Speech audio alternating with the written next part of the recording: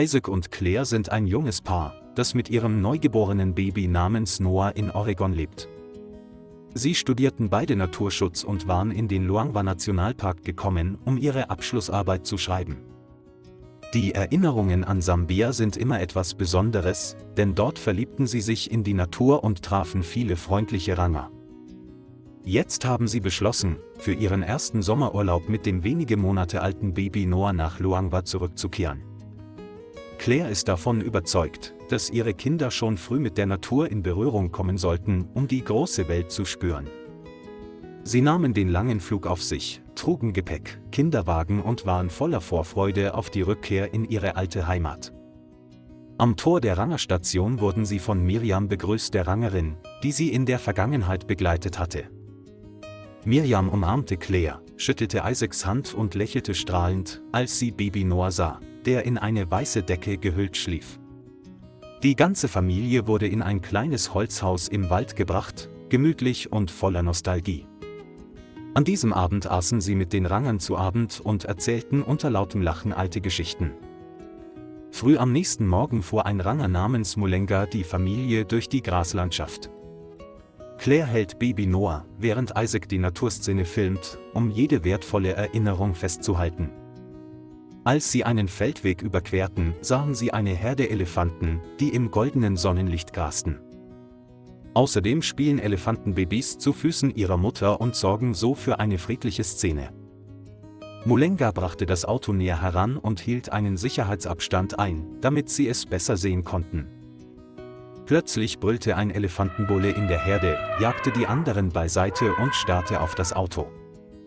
Mulenga erkannte die Gefahr und setzte schnell zurück, doch das Motorengeräusch erregte die Aufmerksamkeit des Elefanten. Der Elefant brüllte laut, spreizte die Ohren und stürmte mit furchterregender Geschwindigkeit los, was Claire in Panik versetzte und sie dazu brachte, Noah fest zu umarmen. Isaac schrie und sagte Mulenga, er solle schneller rennen, aber es war zu spät, der Elefant war direkt vor ihm. Das Auto wurde durch die Luft geschleudert, wirbelte herum und stürzte dann auf den Boden. Die Umgebung war mit Staub bedeckt. Alle wurden aus dem Wagen geschleudert, ihre Körper schlugen auf dem harten Boden auf und blieben bewusstlos liegen. Claire brach zusammen, hielt Noah aber immer noch an ihrer Brust fest, das Baby weinte laut. Der Elefant trempelte noch mehrere Minuten lang auf dem Auto herum, bevor er ein letztes Mal laut brüllte und sich mit der Herde zurückzog. Auf der Wiese kehrte Stille ein, zurück blieben nur das verbeulte Auto und 3 Menschen, die verstreut auf dem Boden lagen. Durch den Aufprall wurden sie bewusstlos und konnten sich nicht mehr bewegen. Noah lebte noch, war in eine Decke gehüllt, aber hungrig und weinte schwach in dem riesigen Raum.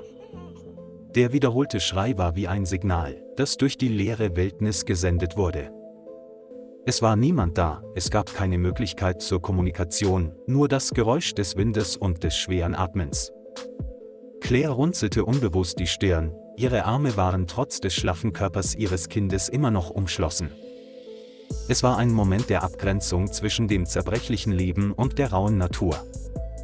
Ein paar hundert Meter entfernt pirschten sich 2 Geparden an eine Antilope heran, als sie einen seltsamen Schrei hörten.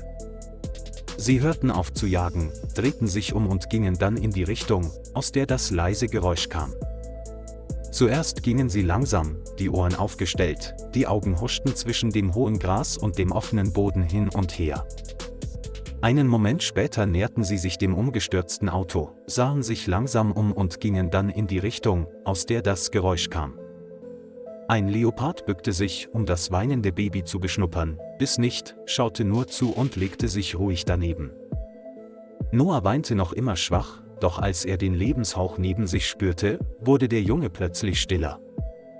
Der zweite Leopard umkreiste die 3 liegenden Körper, als würde er sie vor einer weiteren Bedrohung schützen.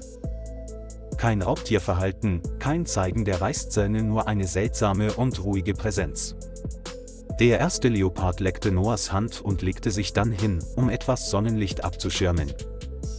Noah stöhnte ein paar Mal leise auf, doch sein Körper blieb neben der seltsamen und doch vertrauten Kreatur reglos liegen. Die Zeit verging langsam, begleitet vom Geräusch des Windes, dem Atmen und den wachsamen Augen der Raubtiere. Obwohl es unverständlich war, war klar, dass sie nicht die Absicht hatten, dem dort liegenden Menschen Schaden zuzufügen. Jedes Mal, wenn ein Vogelgeräusch oder eine Bewegung im Gras zu hören war, stand einer der beiden auf und beobachtete aufmerksam. Sie blieben an seiner Seite wie zwei stille Wächter in der Wildnis und beschützten etwas sehr Zerbrechliches. Und dann stand einer der beiden plötzlich auf, drehte sich um und rannte davon, während sein Freund auf Noah aufpasste. Der Leopard rannte über den Rasen und steuerte direkt auf den Weg zu, der häufig von Rangerfahrzeugen genutzt wurde. Staub wirbelte unter seinen Füßen auf, sein Körper schien mit dem Wind zu verschmelzen, seine Augen waren auf ein einziges Ziel gerichtet. Schließlich stießen sie auf einen Streifenwagen mit 4 Rangern, die das nördliche Gebiet kontrollierten. Ein Ranger rief: „Da ist er! Es ist der Leopard mit den weißen Flecken auf dem Rücken.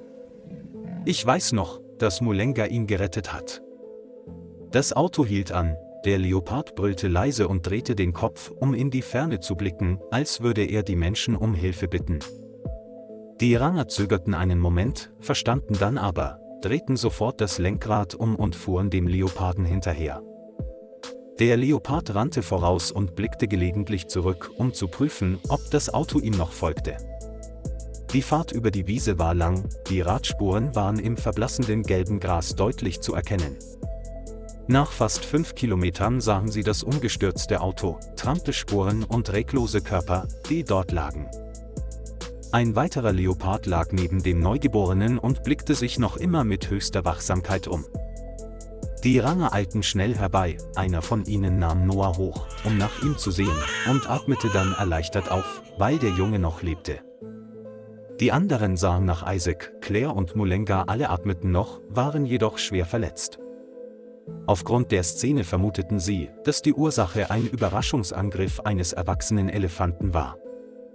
Ohne zu zögern setzten sie ein Notsignal ab und forderten ein Sanitätsfahrzeug von der Hauptstation des Reservats an. Der weißgefleckte Leopard näherte sich dem Ranger langsam, seine Augen waren voller Vertrauen, als würde er dem Menschen sein Schicksal anvertrauen. Innerhalb von 25 Minuten trafen ein Krankenwagen und 3 Wildtierärzte ein.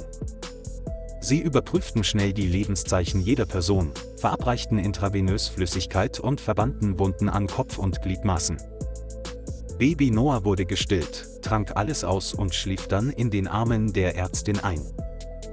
Isaac wachte als erster auf und seine Augen weiteten sich, als er den Leoparden neben Claire und seinem Kind sitzen sah. „Sie haben die ganze Zeit zugesehen", sagte ein Ranger, als er ihm auf eine Trage half. Auch Claire wachte allmählich auf und versuchte weiterhin, Noah festzuhalten, bis ihr klar wurde, dass alle in Sicherheit waren. Mulenga lächelte schwach, als er den vertrauten alten Leoparden sah, der ihn gerettet hatte und nun von ihm gerettet wurde. Alle 3 wurden auf Tragen gelegt und zum Auto gebracht, während sich die beiden Leoparden an den Waldrand zurückzogen. Ein Ranger kam herbeigelaufen und tätschelte dem weißgefleckten Leoparden den Kopf: „Das hast du toll gemacht." Niemand hätte sich vorstellen können, dass ein wildes Geschöpf zu einem solch wundersamen Heißboten werden würde. Das Auto verließ das verbrannte Gras und hinterließ Leopardenspuren und eine lebendige Legende. Die Ranger standen ernst da und beobachteten alles, ihre Herzen waren erfüllt von Dankbarkeit für die Überraschungen der Natur. Einer seufzte: „Wenn diese beiden Leoparden nicht gewesen wären, weiß ich nicht, was passiert wäre." Als das Auto auf die unbefestigte Straße abbog, saßen alle schweigend im Auto und hielten Händchen, als wären sie nie getrennt gewesen. Draußen vor dem Fenster wehte der Wind sanft durch das Gras, wie ein Segen des Himmels und der Erde für die Überlebenden.